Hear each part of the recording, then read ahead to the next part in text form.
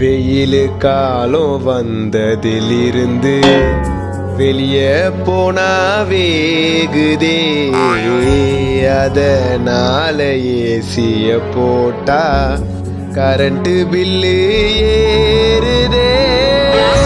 இந்த வெயில்னால வெளியே நானு போல மண்டக்காயும் மூஞ்சி தீயும் எப்பதான் வரும் அந்த குளிர்காலம்.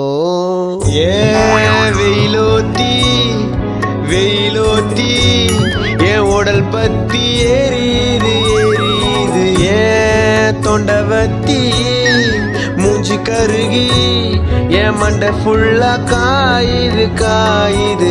மரத்து நிழல் தேடி அலையிற ஏசி